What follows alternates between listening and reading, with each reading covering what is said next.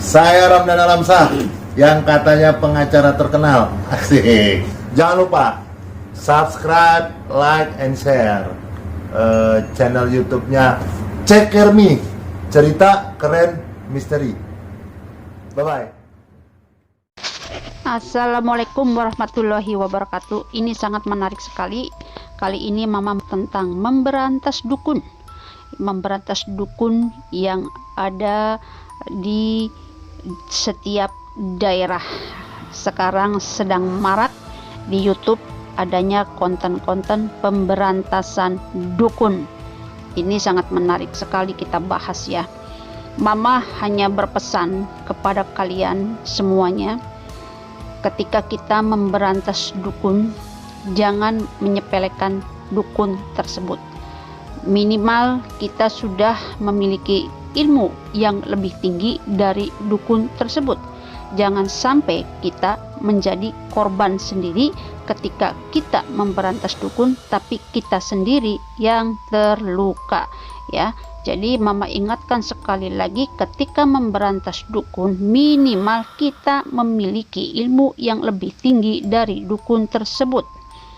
Yang kedua, sebelum kita memberantas dukun, tentunya kita juga tidak boleh gegabah dan sembrono, karena ini negara hukum. Ini negara hukum, tidak boleh main hakim sendiri, karena ketika kita memberantas dukun, dukun itu kalah hingga menewaskan seorang dukun, tentu saja kita pasti akan menghadapi hukum di negara sendiri ya. Bagaimanapun adalah kita harus taat kepada hukum yang dibuat di Indonesia. Jangan sampai kita main hakim sendiri. Di daerah Mama sendiri di Cirebon ini juga ada beberapa dukun yang sakti. Ingat, tidak semua dukun tidak punya ilmu ya. Mama katakan sekali lagi, tidak semua dukun tidak punya ilmu. Kadang kita menemui dukun abal-abal, dukun gadungan, dukun yang mengaku sakti. Itu banyak sekali, hanya demi uang. Banyak sekali tumbuh dukun-dukun abal-abal demi memenuhi kehidupannya, pencitraannya. Akhirnya dia mengaku sakti. Tapi jangan salah, dukun sakti sendiri itu ada ya. Kalian jangan salah, dukun sakti sendiri itu ada atau tidak? Mama jawab ada. Ada dukun sakti yang bisa benar-benar menyantet targetnya, atau melukai targetnya, atau memenuhi sesuai permintaan pasiennya. Misalnya pasiennya ingin pengasihan, ingin supaya orang tergila-gila sama kita, ingin supaya usahanya lancar kemudian menutup usaha orang lain. Itu ada dan fakta. Dan dukun di Cirebon juga tidak main-main. Mereka juga ada yang sakti, dan mungkin di daerah-daerah kalian juga ada dukun yang sakti ya. Jadi pastikan ketika kalian gerbek itu sudah izin RT RW, supaya kita tidak disalahkan sudah membuat masalah atau keributan di suatu daerah, kan begitu. Dan kita sendiri ketika kita menggerbek dukun, tentu saja kita harus benar-benar bertamu dengan secara baik dulu. Jangan ujuk-ujuk ke rumah dukun kemudian ngajak ribut. Nah, ini yang tidak dibenarkan.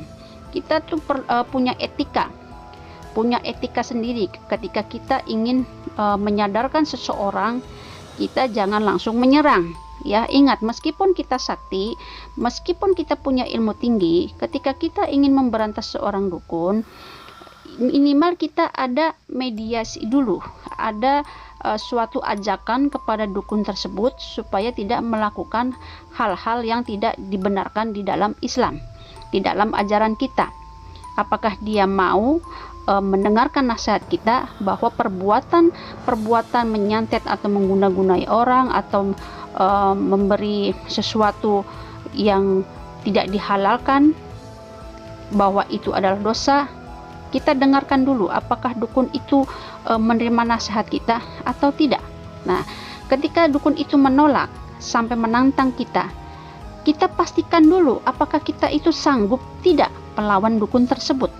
Apakah kita akan kalah atau tidak? Karena jangan sampai sia-sia keadaan kita, tubuh kita, ketika kita melawan dukun, kita sendiri terluka. Jangan sampai sia-sia seperti itu.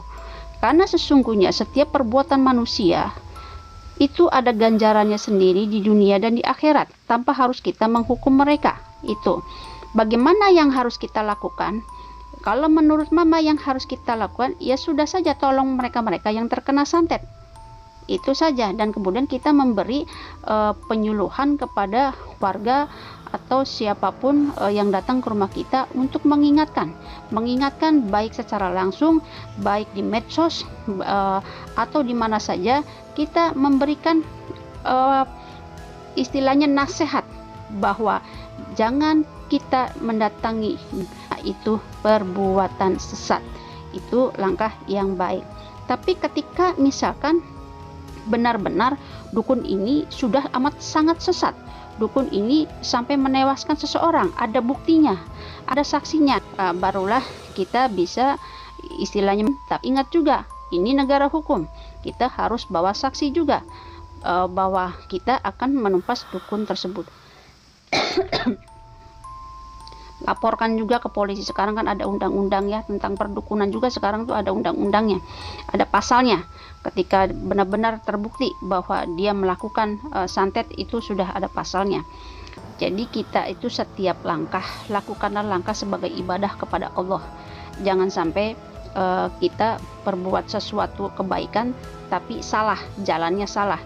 Jangan sampai kita ingin memberantas kemungkaran tapi caranya salah ya. Bisa jadi seorang pembunuh, seorang dukun jahat, seorang narapidana sekalipun, bisa jadi kalau Allah mau, Allah memberikan hidayah kepada mereka yang akhirnya mereka sadar tanpa harus kita melukai atau melawan atau memberantas dukun tersebut ya. Biasanya dengan nasihat kasih sayang kita, manusia itu insya Allah bisa sadar. Apalagi yang mendoakan adalah orang-orang yang berhati suci.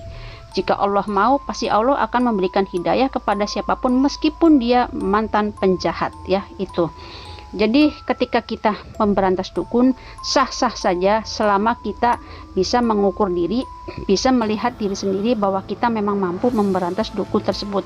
Dan kita harus tahu dulu apa tujuannya memberantas dukun tersebut, apa. Karena kita itu harus mempertimbangkan pula dukun tersebut memiliki keluarga. Dan juga seperti ini ya, biasanya tidak ada seorang dukun mengaku dukun, apalagi dukun santet. Tidak ada seorang dukun mengaku bahwa dirinya sudah menyelakai orang tersebut, dibayar ratusan juta atau 1 miliar misalnya, saya sudah bisa membuat dia mati. Tidak ada dukun santet atau dukun guna-guna yang mengakui kejahatannya kepada orang lain. Biasanya seperti itu. Jadi ketika kita mendengar isu bahwa ada dukun santet, kita juga harus hati-hati. Sebab yang namanya isu, kalimat itu bisa ditambahi, bisa dikurangi ya, harus hati-hati. Kebanyakan dukun itu lebih disukai, dia dianggap orang pintar. Makanya ada pepatah, dukun itu memang pintar, yang bodoh adalah orang yang datangnya ya. Ya itulah benar, dukun itu memang pintar, yang bodoh itu orang yang datang, yang mempercayai dukun tersebut. Nah, untuk selanjutnya Mama akan membahas kesaktian apa saja sih yang dilakukan dukun. Biasanya dukun yang sakti itu dia bisa melakukan ritual. Sebelum dia menjadi dukun, biasanya dia melakukan ritual atau berguru kepada seseorang yang bisa membuat dirinya sakti. Dan itu ada ritual-ritual sendiri, ada mantra-mantra sendiri, sehingga dia, seorang dukun ini, bisa menguasai jin. Dan biasanya jin ini diperintah dukun sesuai dengan keinginannya. Dan jangan salah, setiap jin yang diperintah oleh seseorang pasti ada konsekuensinya, pasti ada bayarannya, bayaran untuk jin tersebut ya. Jangan salah, bayarannya apa ya? Bayarannya tergantung perjanjian dari jin dan si dukun tersebut, biasanya seperti itu. Kemudian yang dilakukan jin tuh apa saja sih? Macam-macam. Kadang ritualnya bisa dengan menggunakan media foto, media rambut. Kadang juga hanya dari sebuah nama dukun tersebut bisa melakukan santet. Kadang dari berupa toples diisi air bunga kemudian diisi foto, dijampi-jampi di mata-mata dukun, akhirnya target bisa kena sasaran ya. Kemudian ada lagi kain kafan diisi tanah, biasanya seperti itu, tanah kuburan bisa. Lalu biasanya target ini kenapa dia bisa kena? Biasanya bisa kena melalui makanan atau melalui sesuatu yang ditanam di dekat rumahnya, itu bisa. Apalagi banyak sekali dukun melakukan serangannya, bisa melalui udara, bisa melalui tanah. Yang dimaksud udara adalah bisa melalui angin, air ya, melalui tanah itu bisa. Bagaimana kita penangkal supaya tidak terkena gangguan santet, Mama sudah membahas di video sebelumnya. Ini Mama fokus membahas tentang jin cacat. Itu saja dulu. Assalamualaikum warahmatullahi wabarakatuh.